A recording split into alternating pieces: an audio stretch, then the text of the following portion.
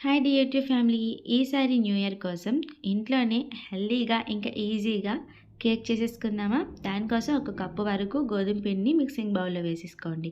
ఏ కప్పుతోనైతే తీసేసుకున్నామో ఆ కప్పుతోనే మీ స్వీట్‌నెస్ తగ్గట్టుగా కప్పు వరకు పంచదార వేసేసుకుంటే సరిపోతుంది. అలాగే ఫ్లేవర్ కోసం ఒక ఇలాచీ వేసేసుకొని మిక్సీ పట్టుకోవాలి. ఇప్పుడు ఆ పౌడర్‌లోకి అరకప్పు వరకు పెరుగు, అలాగే అరకప్పు వరకు ఎటువంటి ఫ్లేవర్ లేని ఆయిల్ వేసేసుకొని మూత పెట్టేసి క్రీమీ టెక్స్చర్ వచ్చేంత వరకు మిక్సీ పట్టేసుకోవాలి. ఇక్కడ మనకి బేటరు, విస్కరు, అలాగే మైదా పిండి ఇవేమీ యూజ్ చేయకుండా, ఓవెన్ కూడా అవసరం లేకుండా సింపుల్‌గా స్పాంజీ కేక్ రెడీ అయిపోతుంది. ఇప్పుడు గోధుమ పిండి మిక్సింగ్ బౌల్‌లో వేసుకున్నాం కదా! అందులోకి baking powder 1 spoon, baking soda 1/2 spoon వేసేసుకొని ఒకసారి పిండి మొత్తం కలిసేలా కలిపేయండి. ఇప్పుడు మనం మిక్సీ పట్టుకున్నాం కదా! పెరుగు, ఇంకా నూనె, పంచదార పొడి వీటన్నింటిని వేసేసుకొని ఇలా చేత్తోని ఒకే రొటేట్లో కానీ లేదనుకుంటే కట్ అండ్ ఫోల్డ్ మెథడ్‌లోనే ఇలా కలుపుకుంటే సరిపోతుంది. ఇలా మనకి రిబ్బన్ ఫోల్డింగ్ రావాలి. ఇంకోటి పిండి కలిపేటప్పుడు మీకేమైనా సరిపోదు అంటే ఇంకా వాటర్ గాని ఇలా యాడ్ చేయాల్సి వస్తుందంటే ఉంటే వాటర్ కొంచెం యాడ్ చేసేసేయండి. లేదనుకుంటే మరిగించిన పాలనైనా యాడ్ చేసేసుకోవచ్చు. తర్వాత ఇలాగా ఒక గిన్నెకి మనం ఏ గిన్నెలో అయితే కేక్ రెడీ చేసుకోవాలనుకుంటున్నామో ఆ గిన్నెకి అడుగున కొంచెం ఆయిల్ వేసేసి కొంచెం పిండిని పొడి పిండిని చల్లుకుంటూ ఇలా పెట్టుకున్నాక మనం రెడీగా బ్యాటర్ ఉంటుంది కదా! ఆ బ్యాటర్‌ని కూడా అందులో వేసేసుకోవాలి.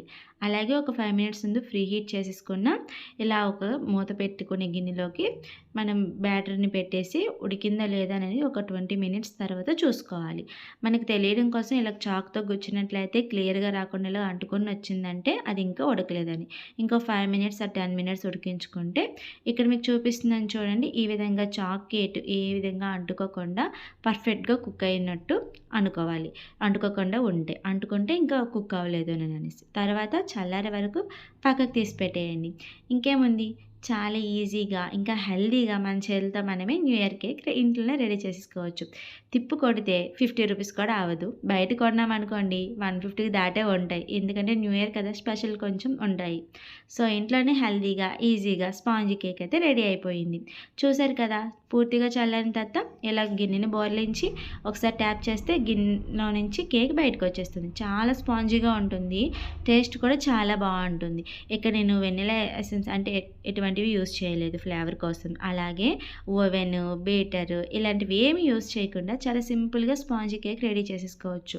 అయితే మీకు చాక్లెట్ కేక్ ఇలా చేసుకోవాలనిపిస్తే చాక్లెట్ కేక్ కూడా మనకి కోకో పౌడర్ ఇలాగ ఏం లేకుండా సింపుల్‌గా చేసుకోవచ్చు. ఈ వీడియో కింద డిస్క్రిప్షన్‌లో నేను 2 కేక్ రెసిపీస్ అయితే ఇస్తాను.